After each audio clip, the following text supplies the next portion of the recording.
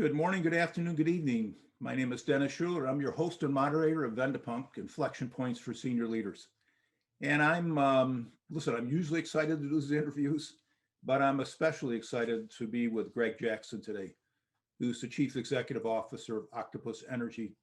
Now, Greg and I have not seen each other in over 23 years. We were both in the UK. I was a young HR leader on my first assignment outside the country. And Greg was an assistant brand manager in an entry level role within the brand or marketing organization. I always remember him as a bright young guy that was very passionate. And so it's going to be especially, I think, interesting for me and kind of almost old home week to go back and visit a friend from the past and see what he's been up to. Now, as I mentioned, he's the CEO of Octopus Energy. And just by way of background, let me give you a little bit of texture for this interview. Octopus Energy is a UK-based retail electricity and gas supplier specializing in sustainable energy. So they're leading the green wave here. The company not only supplies energy in a differentiated manner, both on cost and on service, but the company also licensed software called Kraken to other energy suppliers that help balance consumption with off-peak demand periods. Greg started the business, quote unquote, because we wanted to make energy better.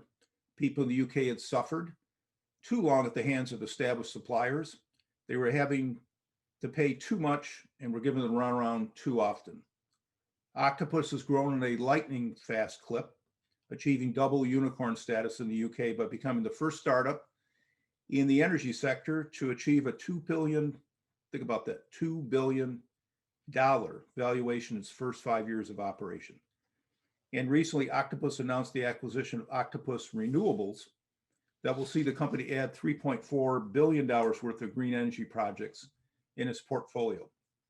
Now, Octopus is taking on what's called the Big Six, entrenched energy providers in the UK, and doing what many thought was really impossible to do by serving customers more fully and building a nimble, mission-driven, customer service-oriented organization. Octopus Energy's Glassdoor rating is 4.8 out of 5, and their Trustpilot score is also 4.8 out of 5. Now think about that. Think about that quality of the organization serving the customer.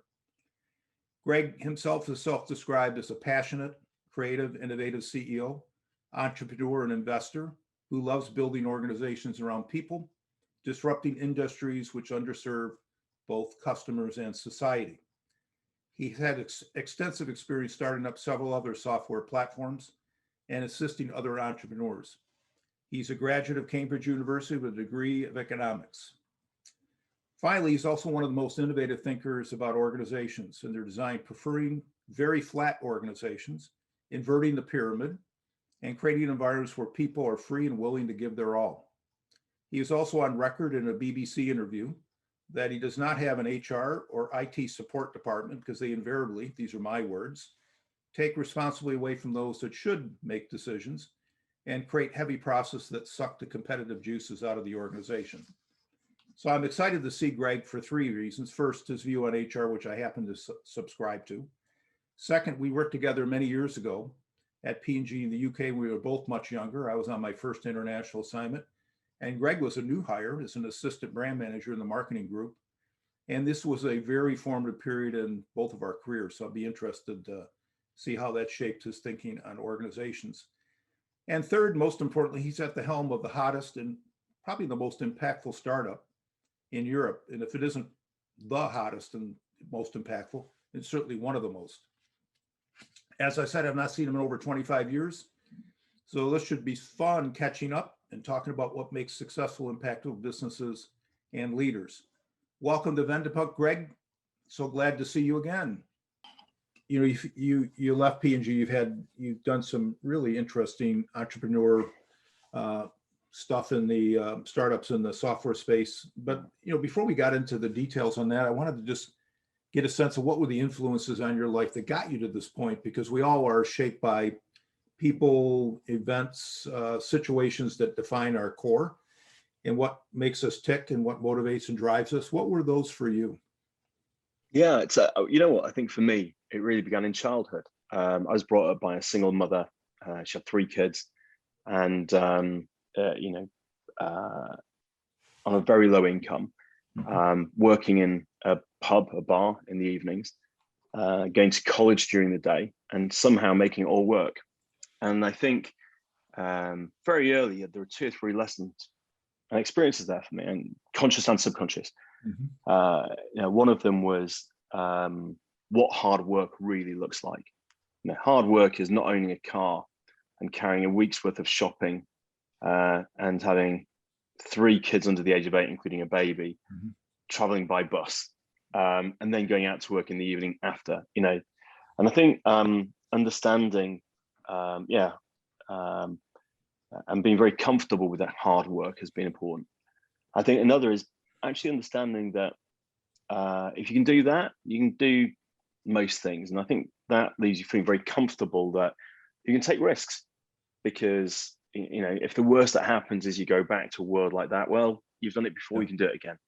And I think that actually gives a tremendous amount of freedom. It's something as an entrepreneur that you can choose to do things that don't have the same security that a lot of people in corporate world kind of need or feel they need.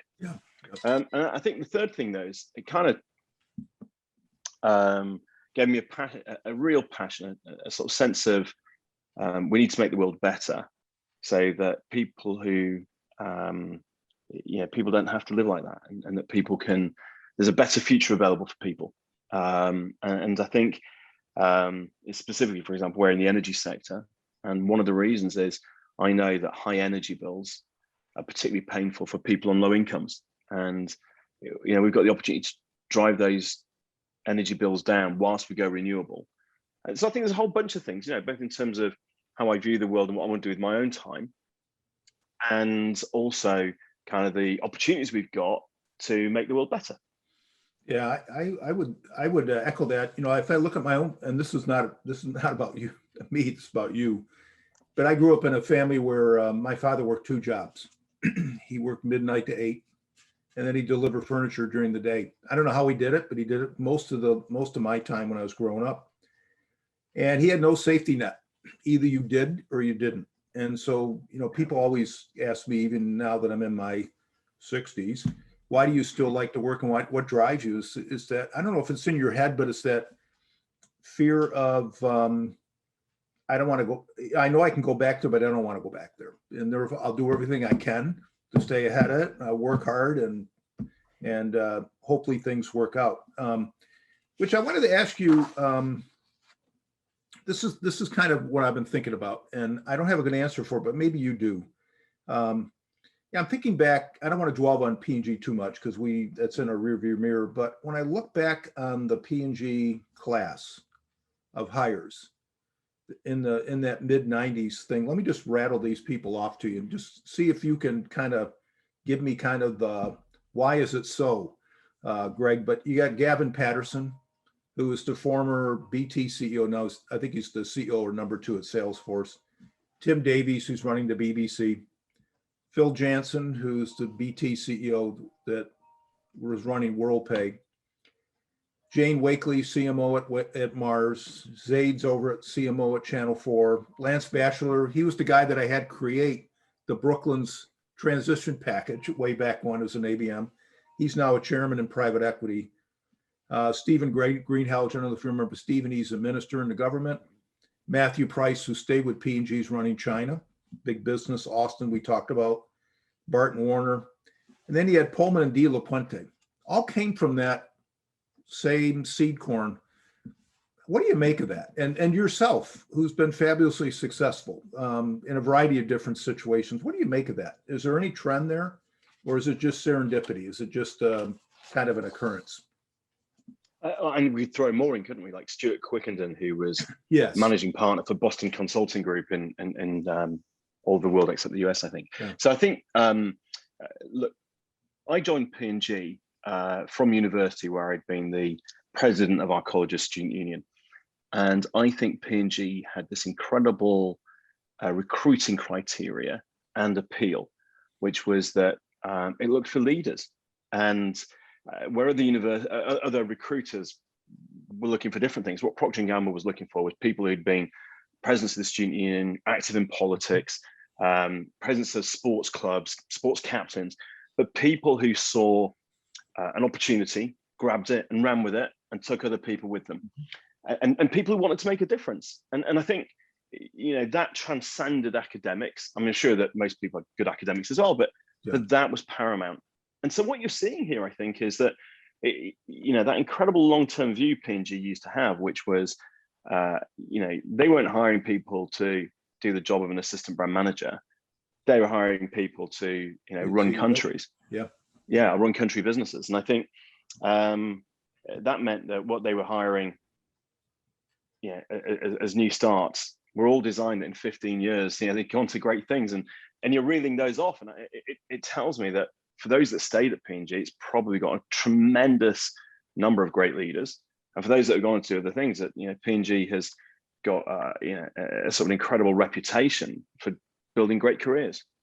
Right, exactly. And I just I find it remarkable that there's this machine, and some choose to stay. Like I had the longer run. You chose to leave to go on to become a very successful entrepreneur.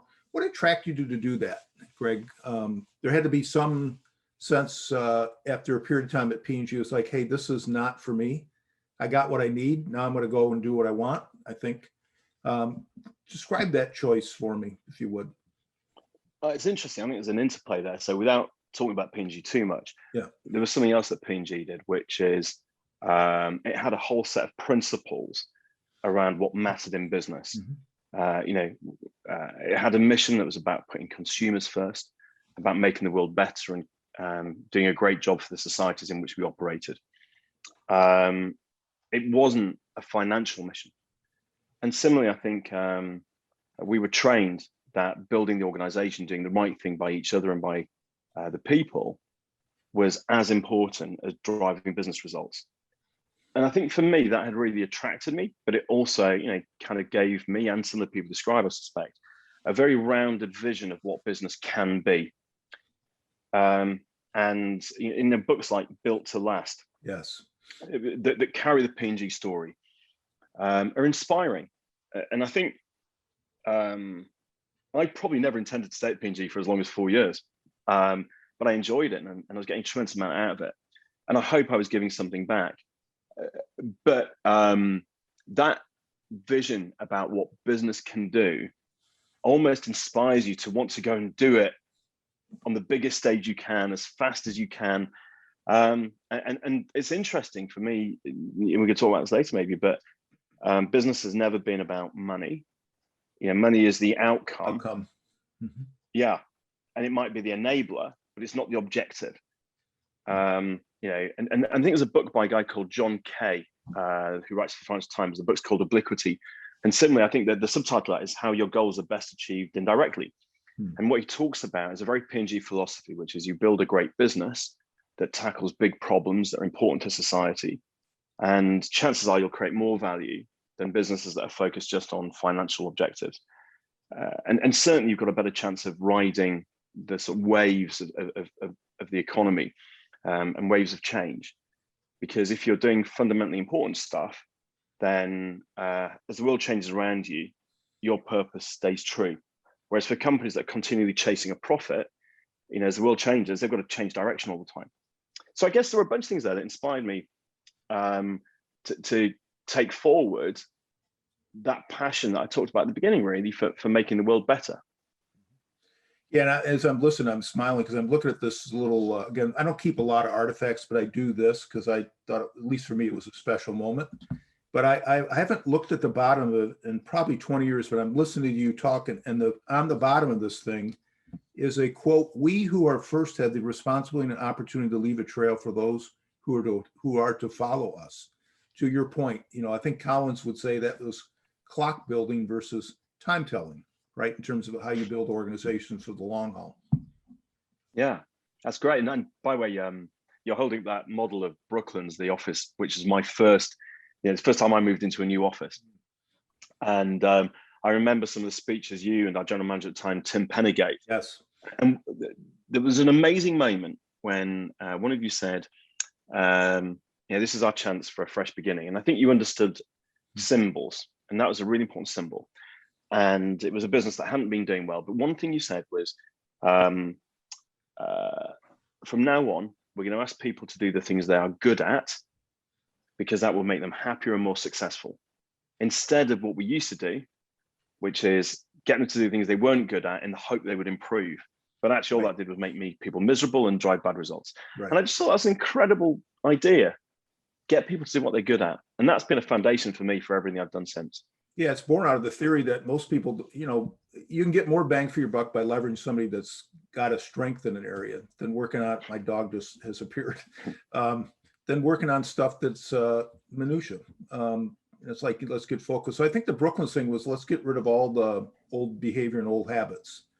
And let's we got a new building, new behaviors, new organization. Let's go run. The disappointing thing for me, I have to say, going back, and we'll get to this a little bit later about how HR people sometimes can screw up things. Remember we put in a coffee bar in the center there, which was, my clear intent was we wanted people to come down into that area. And so we made coffee free. It's like, come on down. That's where ideas percolate. That's where relationships get built. And then I go back there, it was like 6-7 years later, and like the coffee bar, now you have to pay. Because I go to get a coffee, well, where's your pounds? And I go, what? Well, it was a cost savings. We wanted to save $40,000 on coffee. It's like, you guys have missed the total plot here.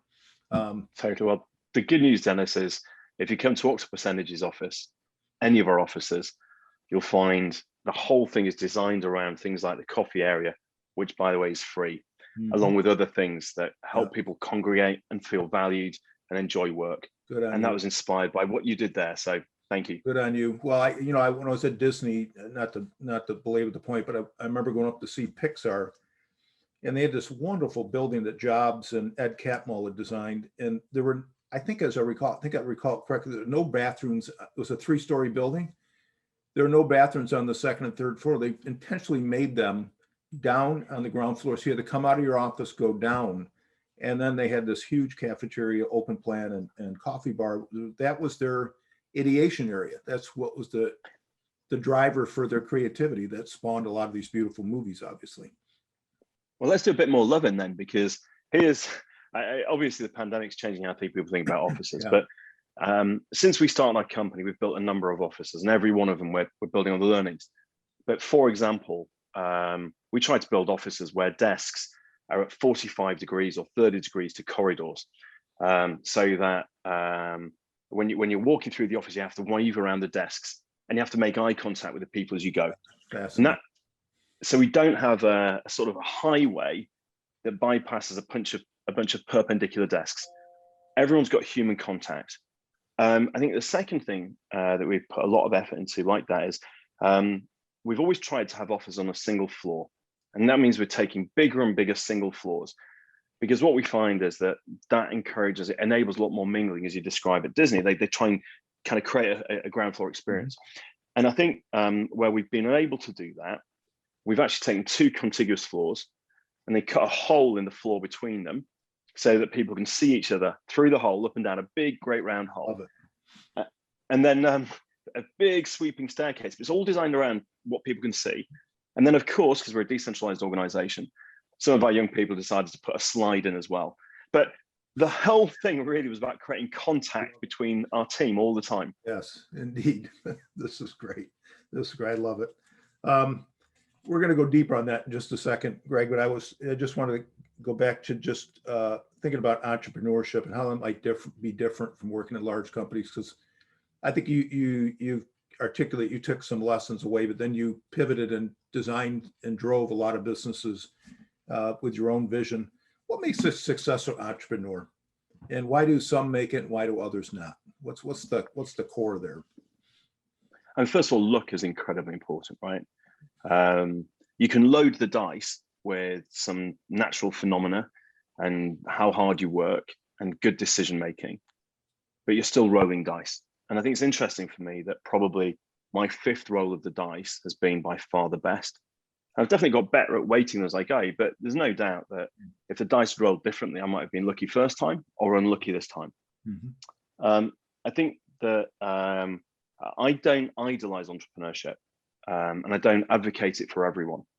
I think entrepreneurship comes with real challenges and downsides that you have to be ready for. I used to race motorcycles badly, and the UK official guide to motorcycle racing opens with a foreword by a professional racer. He says, look, if you're going to race motorcycles, we need to talk about injuries. And then he reels off all the bones you're going to break. He says, like, if you're still reading this and you want to race motorcycles, it's for you. And I think it's a bit like that with entrepreneurship. You need to understand that you may end up, by the way, at one point, Dennis, I can't remember, I was 27 or 30 years old, and I had £1 million of debt and no job. Entrepreneurship can take you through tough times. And that's hard, particularly if you've got responsibilities. I think the second thing is, I read a book on entrepreneurship in which it said, look, your friends, you're not going to see very much of them, right? You're going to be asking sacrifices of your family and everyone close to you, because the intensity is unmatched, and it can go on for years and years and years. And you kind of got to be ready for that. Because as an entrepreneur, you can't kind of like just turn your phone off and walk away and say, well, I'm on holiday and that's someone else's problem. If something happens, it's yours. I think but the flip of that is for people who are comfortable with those kind of serious sacrifices and risks, the opportunities, it's someone who really has a vision about what they want to do. So, for me, I think we all sit in the pub with our friends, right? And we talk about how the world could be better. And the entrepreneur is the person who says, I'll tell you what, I'll put my life on the line to make it better in that way. That is, I think, the kind of defining characteristic. And then there's this tremendous joy and freedom that you're able to make the decisions yourself. Never do you wake up I hope anyway, as an entrepreneur, and kind of feel cynical that you're just doing someone else's bidding, that you're working on something that may well be pointless. You have the choice to make every moment count. And speaking of that, I noticed the things you've run and you've been involved in is where you're disrupting. And if there isn't a sector that needs to be disrupted, which is energy, you're taking on the big six. What's that like? Tell me about that. It's incredible fun. I think they start with the advantage. They've got big balance sheets, large numbers of customers, big teams, some of whom are very, very talented, and reputations that, even though they may have a mixed reputation as a brand, they've got a good reputation as part of kind of the economy. On the other hand, we start with the benefit of a clean sheet. The opportunity, we've got no legacy assets, no legacy behaviors. We've got the chance to raise the money and build an organization that is designed to do everything better, not to defend the past. And I think for us, the opportunity to think about the biggest challenge facing humanity, climate change, and to see ways in which we can help speed up and reduce the cost of the fight against climate change is loads of people talk about purpose-driven businesses, and we're not crafting a purpose onto something we happen to do. We are founded with that purpose. So I guess that's a tremendous opportunity and a tremendous privilege. And I think where we stand today is we've got 2.2 million household customers in the UK. We are now one of the big six. We're number 6 in scale, if not behavior. And but I think this is a sector which it's like shaking a $2 trillion snow globe. No one knows where all the pieces are going to land, but it's getting shaken up. And I think it's our job to do some of that shaking. Good for you. I love it. And as you grow now, you're on the fast climb here, and you're getting bigger. How do you keep your organization focused on those key success factors, Greg, that underpin where you've been? Because many companies that enter into high velocity, high growth end up losing the plot because the structure of the organization can't keep up with the growth. How do you manage that? Yeah. So I think, and this takes into the world of HR and people management. We've got to be a business built of leaders, because strategy is very difficult in a sector that is undergoing rapid disruption. It's particularly difficult when you're the disruptor.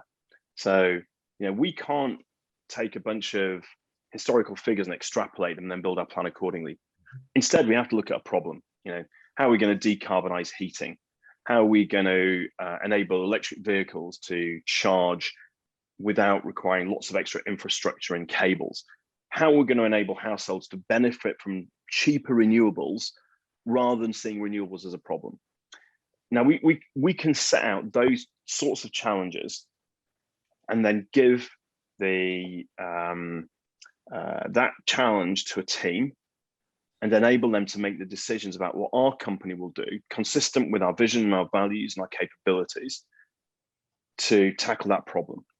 And as a result, we have a relatively small number of high performance teams, each focused on specific issues like that. And I think, again, so some of the philosophy behind that is management as an enabler. You know, it's not command and control. They tell us what they want to do and they come to us and we help solve the problems. But, you know, if we try to do this through command and control, there isn't a strong enough, fast enough feedback loop that would prevent them from pursuing goals that are wrong. Because we'd set a goal, they go off after it, and by the time we realized that the world had changed or disruption wasn't happening in that space the way we thought it would be too late, and they'd be wasting all that effort. So by creating powerful decision makers with strong sense of values and what we stand for, and then being there to help them, I hope that we're staying super lean, moving very, very quickly, but doing so in a really, you know, a really purposeful way. Yeah, many companies kind of liken that to inverting the pyramid. You know, I just interviewed one of the companies we own is an occasion dress company in Los Angeles. Two founders, two brothers that have run it for 25 years. Two of the really coolest folks I've been around, and they talk constantly about their success as they've got 225 stores. Is celebrating the front line, because that's where the business takes place. And if you're tight on command and control, you lose sense of what the customer wants, the trends that are underpinning what their wants are, and eventually become irrelevant. You get outpaced. I love that. So, I mean, first of all, I hadn't heard that phrase before, but I talk about the upside down pyramid. And a good example would be customer operations. In some companies, customer service. Yes. And we call it customer operations because the team are given a lot more autonomy and a lot more responsibility.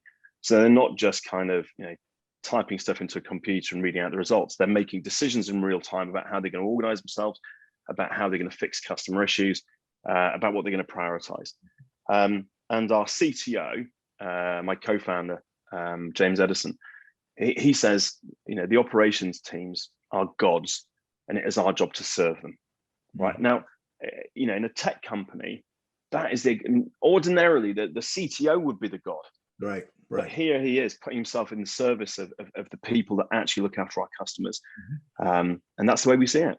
Yeah. And I just wanted to take that a little bit further if I could, because you guys are expanding into Germany, US, Australia, got link ups now. How do you protect and nurture your culture and make sure it's consistent? Or do you want it to be consistent as you expand internationally? So there's some stuff that we want to be consistent.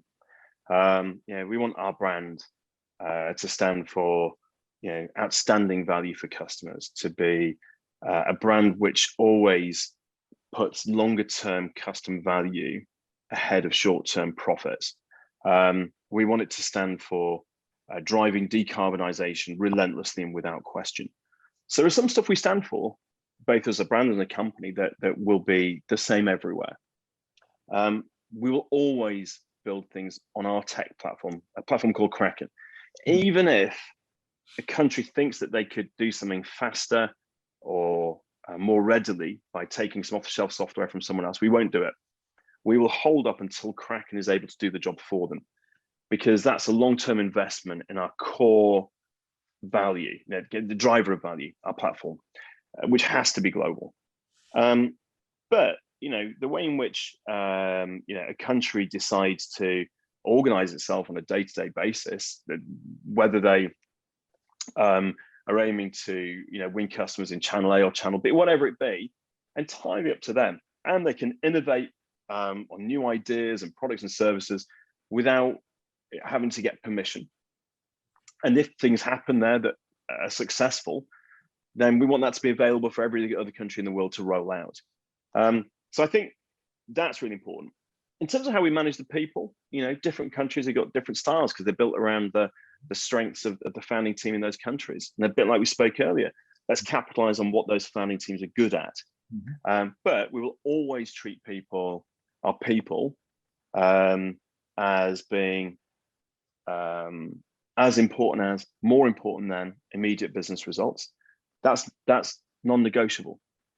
So I think values are consistent, drivers of global value are consistent, and everything beyond that, we love heterogeneity. Yeah, it's understanding and protecting your core, and then make the rest of it more tailored to what the needs are in the local market. That makes good sense. And what the capabilities of the team are, right? Everything's about the people. If people are good at something, it's really interesting, right? We've got a team in New Zealand that are good at some stuff that was never going to be the plan for New Zealand, but they're brilliant at it. So let them run. Let them run. Yeah. Hey, let's talk hiring just for a minute. I watched a little bit of, there was a really nice YouTube clip. This is my first job. Octopus Energy seemed like an okay company. Customer operations sounded like an easy ride. I don't really care about the whole environmental thing, sustainable energy, yada, yada, yada.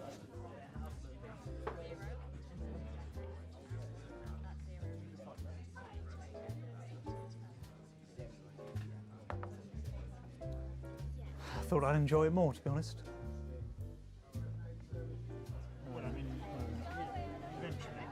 I mean, talking to the people is impossible. Their problems are a nightmare, usually with their former supplier.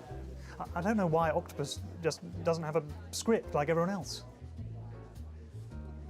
I love talking to the customers. You get to think on your feet because there's so many different problems or queries or things that need sorting out. I find it very satisfying helping customers. And there's nothing like getting off a phone call and feeling like you've helped them. Everyone's really helpful. Everyone's dead keen to help you out if they can. Yeah. People at Octopus Energy are so friendly, genuinely so friendly. It's got a real sense of community about it, 100%. It feels really good to be part of a company that's actually achieving things. We really are on the rise, and we've taken over a few companies as well. So Irisa, we took over about 90,000 customers. Effect as well, we took over about 30,000 customers with them. Octopus are really keen to hear our feedback. If there's anything that we feel needs tweaking or updating, we get in touch with the tech team and say, hey, is there a chance for improvement? We're the people talking to the customers and dealing with it firsthand, so we're the best ones really to give that feedback.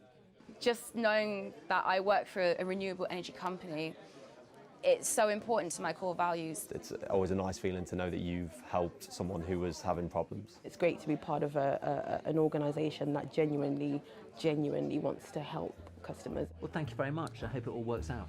Yeah, I don't think I'll be here much longer. Well, you could say that. Well, Yeah, probably. I hope that was all right. Thanks.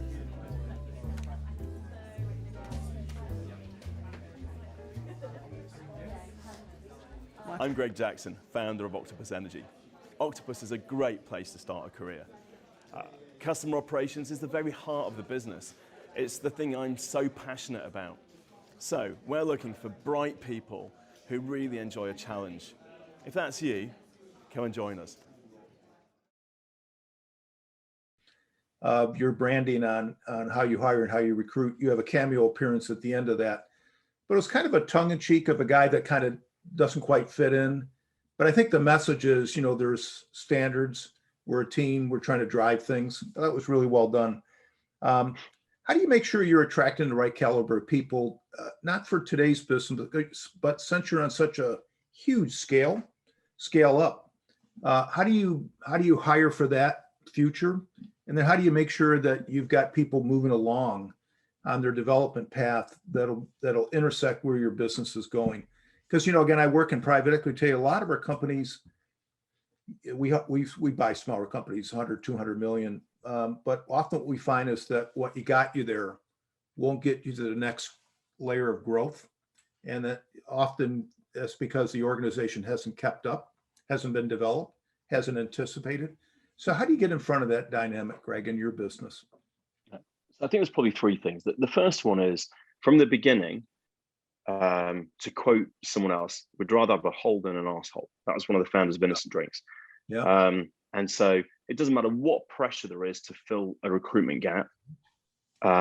We'd rather the business had to wait till the right person or a person who was going to be right came along than just put someone in to solve the problem, because it'll create more problems in the long run. Yeah, the warm body syndrome. Yeah. I think, and it's so counterproductive. I think the second thing is that we really take internal responsibility for it. So we have internal recruiters. We very rarely use external recruitment agents. Our internal recruiters are hyper productive. I think between two of them, they hired 150 people last year. Between two people, and that was not in the sort of core operations where we've got a lot of people with very similar kind of criteria. This was everyone was sort of an individually defined role type, and I think the really taking control of things as a business we do in every stage. And I think then the third bit is by having been consistent on our values and what we believe in, what we're doing for society and for customers and for our people has actually become a real beacon of attraction. So unusually, for example, in software, which is so hard to recruit for, in tech development, we've got a queue of people. Like we're inundated with people wanting to join. And I think that is really interesting because that's a sort of multi-year payback on decisions that we made years ago, but it's really working. For you, I mean, that is key. Obviously, we used to call it what the lifeblood of the organization is: getting the right talent and get them the right spots, and then powering them up and let them run. What do you see, just as an additional layer on that? What do you see as the link between diversity, equality, inclusion, and innovation? Because in my mind, there's a tight link there. But I'd like to get your view on how you see that from your standpoint. We've been learning about diversity from the beginning. Our three founders are all white male, but one's gay. One's from a very non-privileged background. But women look at that group and they go, "Well, there's no one like me." And as we grew, you can't change your founders, but our next level of management, we've really made sure we hire the best people, and that has naturally delivered us roughly 50-50 at the sort of the executive committee level, male and female. And I think quite interestingly in startup world, it's a dynamic I've seen before that often, I mean, for whatever reason, founders are dramatically more likely to be male. And if you're not careful, you build an organization that's just projecting that founder group. And we've been careful to avoid that. And actually, as we bring more women in, so more women want to come and work here. And I think by sort of really leaning into that early on, we've had a reasonable gender diversity outside of the founder team. I think, though, that the sort of Black Lives Matter movement caused incredible introspection. It was probably the toughest period for me as a leader, as I thought really hard about actually, although we felt we were good on diversity, massive kind of sexuality diversity. We had a reasonably good diversity on gender. And then I realized, a young Black person looking at our company could see no one like themselves in the leadership. And I think that was a real wake-up moment. I think it was also a wake-up moment to discover for a company when we listened to our Black and minority ethnic workforce telling us about their life experiences. And you realize that, sort of there's a reasonable percentage of the population here in the UK and in other countries whose experience of walking down the street is different than mine. And I think that really led us to think extremely hard about, first of all, what is our role in tackling those problems? And certainly, how can we have a company that doesn't perpetuate those issues? And so we spent a lot of time there, and we actually ended up, what we didn't want to do was make a couple of tweets about standing with our Black workers and then moving on. We wanted to make a real difference. So we set up a foundation, and we funded it with a lot of seed money, and then we'll match any funding that it picks up elsewhere.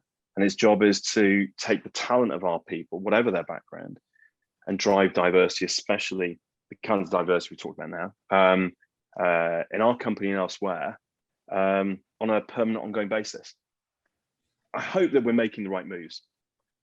In terms of what it does for us as a company, it's interesting. Our first office we opened, I don't know how well you know the UK, but in Leicester, and Leicester's the most diverse city in Britain. And it's been an incredible experience because our Leicester workforce reflects diversity. It brings tremendous talent, and it creates a home for people, within our company, which they may not have had elsewhere, that enables them to fulfill their dreams and bring society along with it. And it definitely demonstrates, it gives us the opportunity to provide better service. And I know this is quite niche, but I did spot a fantastic tweet. A fantastic message on Slack, which is we use for internal messaging, where someone said, "Hey, I've got a customer on the phone who's speaking Punjab. Is there anyone, or Urdu actually? Sorry, is there anyone on the team that can speak to them?" And there's a whole bunch of team members held their hands up and were able to speak to that customer. And then I realized we've got 54 languages in our company to enable us to support customers. If you think about the exclusion for a customer who doesn't speak the language well enough to understand an energy bill, understand what's going on with the direct debit, they're excluded. Yeah. And it's a very basic thing, but the ability to look after those customers in this very dynamic way, it made me so proud. Yeah, that's cool. That's I would say that's really a thoughtful approach and very mature, in terms of, a lot of people, I see a dynamic I'm seeing today is back here, a lot of companies are putting in diversity and inclusion heads, but really not getting at, no, I don't mean that's a bad thing to do. You need to have some pivot point at the top, but then it's like, they're slow to really learn what it takes to build and attract, retain, and fully develop diverse candidates. And I was just curious. Dennis, I've got to say, just one quick thing on that. Yeah, I meet all of the new recruits that join our operations team. I meet them during their training sessions. Yes. And there was an amazing thing where a couple of women from, I guess, South Asian heritage, Indian, Pakistani kind of heritage. One of them said, "It's really great for the first time to be working in a company where I know I'm not there to tick a box." Yes. And the other one said, "Me too." And listening to them talking about this and knowing that we've created an environment where we're recruiting them because they're the best at what they do. And I think that has been incredibly exciting. Yeah. And the choice of Leicester as your first office, was that an intentional choice around getting access to a diverse talent base for you? It was one of the components. Yeah, it was all about people. So what we wanted was we wanted access to a diverse population, largely of graduates, although we're opening that up now. And Leicester's a city with 2 universities in the city centre with a very high stay in Leicester rate, but also where they had access to quality of life. So looking at the amenities in and around the city, and really importantly, where housing was affordable so that they can live near work and enjoy, sort of not having to scrimp and save, but can live decent, happy, fulfilling lives whilst working for us and doing so in a sustainable way. So it's very much a city which is focused on walking and cycling to work in public transport rather than cars. So it's kind of consistent with our ethos, but really putting the quality of life of our people at the very front of the decision making. Yeah, and it shows. I noticed when I was doing a little research on your company, your Glassdoor and your Trustpilot ratings are 4.8 out of 5. And it's like, that's terrific, which is part of building for people that want to join a company, because they're going to go do independent comments around what's it like to work here, and a 4.8 out of 5 is pretty damn good. Yeah, I think we're really proud of that, and we create very much a listening organization. So, for example, I mentioned Slack earlier, and the senior management spend a lot of time on Slack listening to the team. All our offices are open plan, so that there's no kind of hierarchy in the offices. There's sort of the enabling everyone to have free and easy conversations about what we're doing well, what we need to do better. And then, things like Glassdoor really do open up the opportunity to see what, if someone wants to write something on Glassdoor, they're either telling the rest of the world this is a great company because they want to attract more people to work with, or they're telling the world it's a terrible company. It's a cry for help. We need to listen to both. And then there's a great app actually called Office Vibe, where we get kind of daily and weekly feedback from people. It's kind of continually running. We'll ask them one question, they'll answer that, and that'll keep coming back in. And again, the thing with Office Vibe is not to treat it as a KPI, but to look at the reasons people are saying what they're saying, so we know what we need to address. And then every week I get the whole company together for something we call family dinner. I noticed that. And family dinner type of thing. Yeah, and family dinner is really about. It grew up when we first had a startup, not this one, but a different one, but where every Friday we were going to the pub, and there were 2 of us to begin with, and 3 and 4 and 5. And what you found was the tensions that often end up becoming a rift in a company fall apart when you actually spend time together, remembering how great your colleagues are and how focused they are on the same goals as you. And it just happens sometimes that the mission or the goal you've been set, or the job you've got to get done, or the different function you're working in sets you apart. And we've got to make sure that, for example, the classics you get, finance and marketing, or, tech and operations. These are functions where, of course, sometimes they're going to have experiences together which are non-positive. And you've got to remember, it's not about the people, because the people are great. And as long as we keep coming back and remembering that, then when something goes wrong in tech, the business shouldn't be saying, "My God, tech's useless." They should be saying, "Oh, I'm so glad we've got a tech function. They're trying new things." And of course, it'll go wrong sometimes. And I know they're dedicated to sorting it. Similarly, when the business write a spec that doesn't cover off kind of properly what needs to be done in tech, the tech people go, "That's totally cool. Business people can't be expected to write perfect specs. And it is our job to be flexible around understanding what they really need." And creating that kind of real understanding is so important. Which is a nice segue to your BBC interview. I watched, and I laughed, I smiled. I thought it was really good. This is on HR and IT support, HR in particular. And having spent 40 years in the field, I've had my share of, let's say, policy police that have worked for me, that saw their role as catching people in the act of doing something wrong, as opposed to the opposite behavior, or doing things that would optimize the function but would not contribute to the business. So it might look good at a external conference, the real whiz bang PowerPoint, here's what we're doing, with a language that is unknown other than the HR function. So I was just curious, you've put forward a very different proposition in terms of problem solving needs to happen within the organization. There's no third party that's really required from, quote, an HR function. How did that philosophy get formed, and how do you operationalize that, Greg? Yeah. So first of all, how it got formed was, we talked earlier about my experience with you, that learning that for managers, building the organization, the people, was at least as important as business results. That's a really important thought, because it tells you that a manager is a people manager. You can't be a manager if you're not a people manager. The second thing is that when I've started businesses or run small businesses, you don't have those functions. And yet, I've found time and again that some of the small businesses I work with, or have worked, have run or whatever, have had happier people working more productively than large organizations.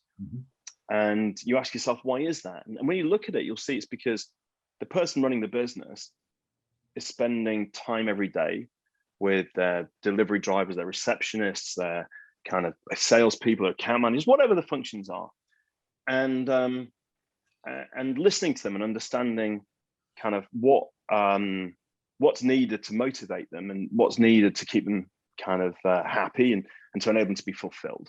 And you often find these really happy teams, and it's because you haven't parceled person management into a separate function and then kind of tick the box.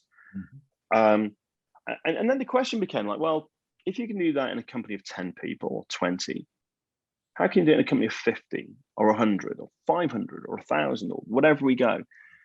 Because if the business owner of a shop employing 20 people can do it, surely one of our team leaders with 20 people on the team can do it. And if that's the case, let's just scale it. Now, that's not necessarily, that's the HR question. I think there's a bigger one, which is HR happens to be a large function in many organizations. So it's quite totemic.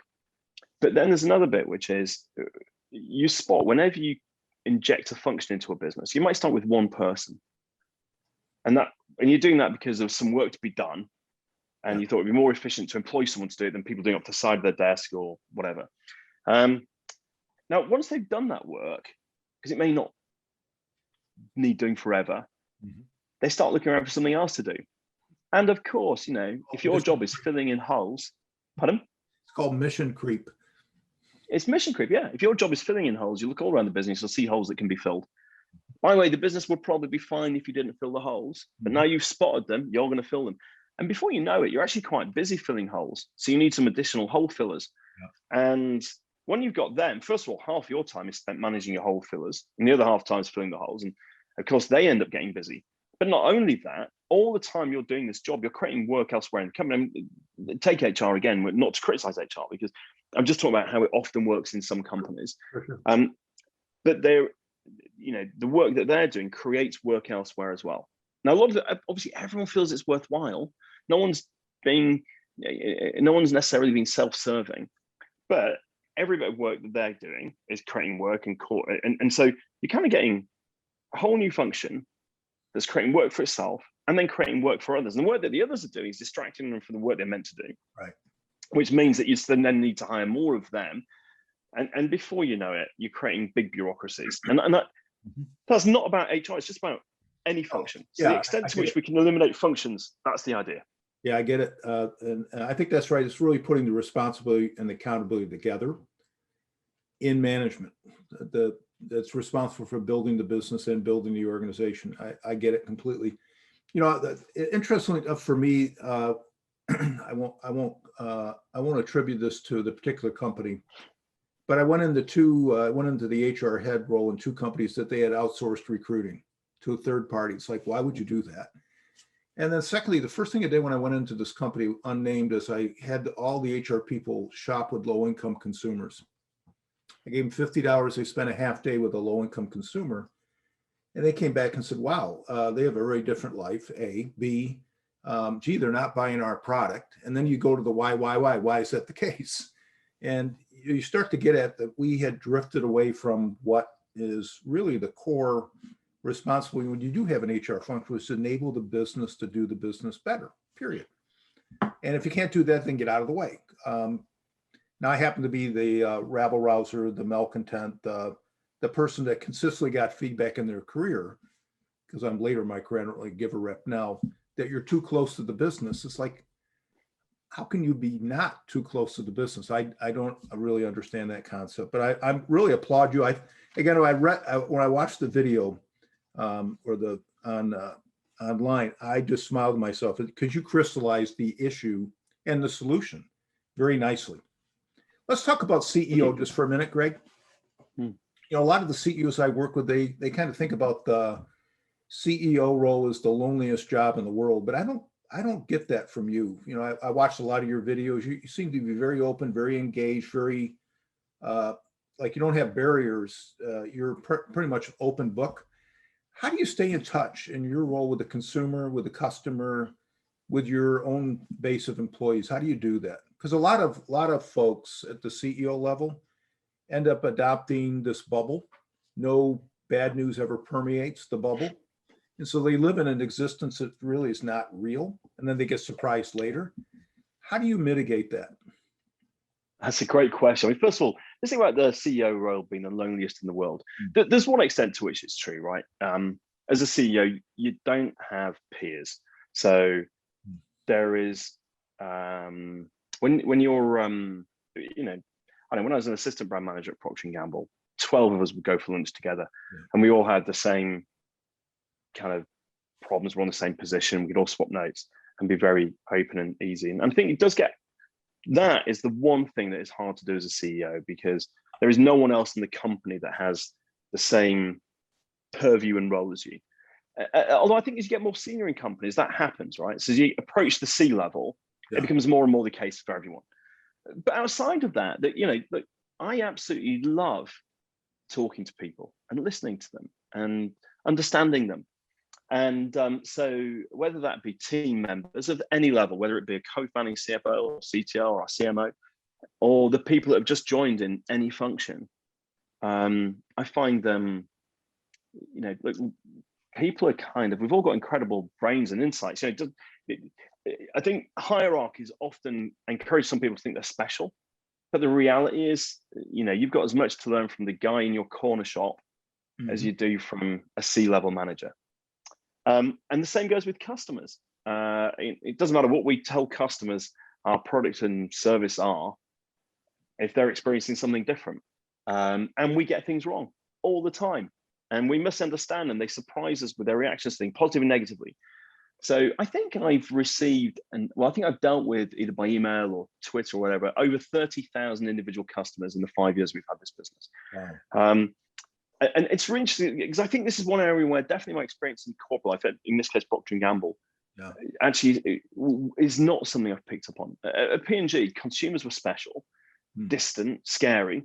So we'd have focus groups where we put a piece of glass between us and them, mirrored glass, they couldn't see us, and we'd watch them.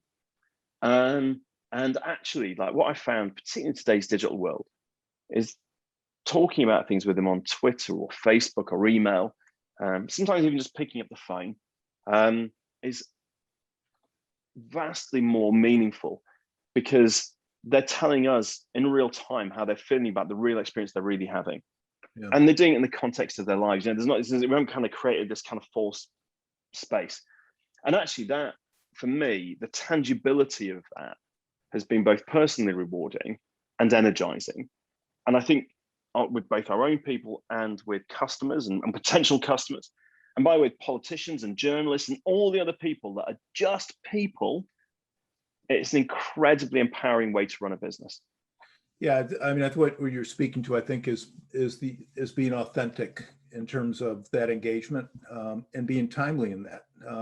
Again, a lot of big companies, you'll send in a consumer complaint, and it goes through the layers, and weeks, months go by, and you might get a form letter back. Thank you for your concern. It's like, really, you're not really thankful. You wish I hadn't contacted you to begin with.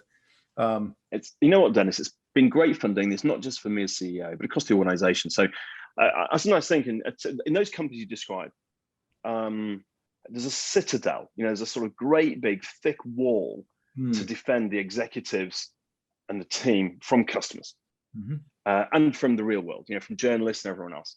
And instead, we kind of created what I call the porous organization. So, if you email us with a complaint about the website, it should get routed very quickly to the guy who designs the website. And by the way, that guy should write back to you, telling you why we do what we do, or what we might do differently, or that you're quite right, but there's not a lot we can do right, or whatever it be. Right. And I think that has empowered so many people internally to feel so much closer to the business than we would do otherwise. Yeah, fantastic. Hey, I know your folks have told me that you got a hard stop, so I just had one more question for you, Greg, if I could. And that is advice you'd have for emerging leaders as they watch this webcast, in terms of how they think about developing themselves and developing their career, no matter what chosen occupation they're going to be in. I'm sure you got some good advice in terms of how you develop, how you create your own possibility as a young person entering into business. Great, I'd love to. So the first thing is, I think, in career terms, and forgive me for this, there's loads of exceptions and complexities to it, but honestly, nothing matters till you're 30, right? So at the beginning of your career, I think you're trying to make sensible career choices, but the reality is that's a great time to be learning and finding what works for you. Now, later on, it may not matter as much. I mean, you can carry on making decisions throughout your career. But the first thing is, when I speak to people at the beginning of their careers that are worrying about, is this the right path for me? You're going to find out by doing it. I think the second thing is, for people generally, to be bold. When you make a decision to do something, you may agonize over it, because you will never have enough data to make it certain. You'll only find out what happens when you do it. And that's particularly the case because very often when you do something, it unveils a whole new set of possibilities you didn't know about. So the best way of making a decision is just to do it. Yeah. Now, of course, it's easy to say that, but the question then is like, if it goes wrong, what are the real consequences, right? Because almost always the real consequences are manageable. And if they're manageable, then typically I would say, wait until you're 50% comfortable with something and then do it, because you're never going to get to 100. And even getting to 80 is, well, the 80-20 rule, right? It's going to take a long time to get there. So yeah, I couldn't agree with you more. I still do a lot of work on campuses. I'm on the board at Newcastle and Durham up north, and I'm around a lot of young people that we're creating neurotic young people in that, I don't know what I want to do. And it's like, well, you're 23, 24. I mean, go experience some things first. And at some point it'll click for you. But very few people come out of the womb knowing I want to be a doctor, I want to be this or that. Life is full of experiences. Go out and get some at-bats, to use the baseball analogy here in the US. And, eventually it'll click in terms of what you want to do. And it'll be a nice match for your interest, desires, your motivation, and the challenge, and then go for it. But exactly. I think the bit that really goes with that for me is too many people are doing what they're doing to please someone else, to please their parents, a partner, to impress their friends. Honestly, like, happiness comes when you're doing it because it's true to yourself. And I think the people I see who are happiest and most successful are nearly always the ones who have shed, like, sort of faced down that desire to please others, and instead of finding what is good for them. Yeah, that's a fantastic high note to end on, Greg. Hey, it was a thrill for me to see you again. I mean, I was telling my wife that she's off shopping, and I said, I'm going to see this guy I haven't seen in 25 years, but one of these really good young folks that we had in our heyday at Brooklands when we were trying to recast the business in a different light. And it's so nice to see you and see what you've done. It's so impressive. And I want to come visit. Well, thank you. I'm coming to the UK. Well, you should. I'm coming to the UK on June 21st if Boris holds to his timing. And I'd love to pay a visit just to see what you've done up close and personal, if you'd let me. I would love you to. And you know what? There are two things. First of all, we'll have a free coffee in the coffee area, and we'll mill around with the team. And the second thing is you'll be following in the footsteps of Catherine Nelson, who was my first brand manager at Procter & Gamble, who signed up as a customer, spotted my name at the bottom of the email, reached out, and I was so proud to invite her in the same way. So, the stuff that the stuff that inspired me then still inspires me today. So thank you. You're very welcome. Give my best to Catherine. She was another good one. But listen, Greg, good seeing you. And I couldn't be happier for you or prouder about what you've done. It's fantastic. You're making a dent in a business that needs, or in a sector that needs it. You're driving a great business in a social responsible way. I mean, it's just the stuff of legend, as they would say. It's a privilege, isn't it? And a joy. So, all right. Thank cool. you. Thank you. Be well. Great to see you. Okay. See you soon.